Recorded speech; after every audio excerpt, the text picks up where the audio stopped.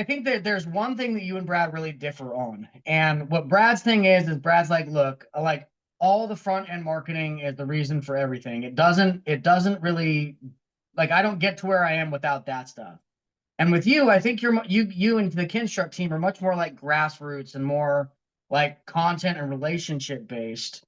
Yeah. What's been either number one, the most important part about the ecosystem for you, or like what's been different, like experiencing running all these appointments through an ecosystem versus like relying on Angie's List or something like that? Like how's that been different for you?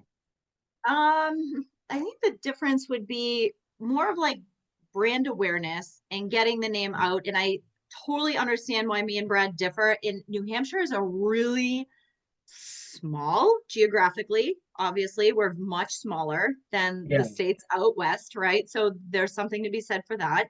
And our populate we're rural. We have lots of areas that are really, really rural.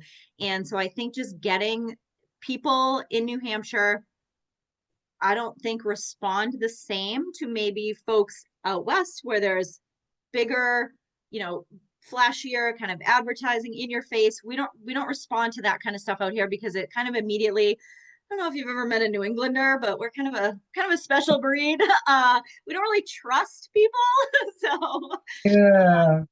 there's that level of trust that we need to have in order to work with Yeah, there's a people. lot. You either got to be one of the New Englanders, or you got to prove yourself to them before they let you in. There's a Exactly. So that's been where I think our marketing has really done well is that we are letting people know, hey, we're here, we're local, we literally live in the same state as you, we're not going anywhere.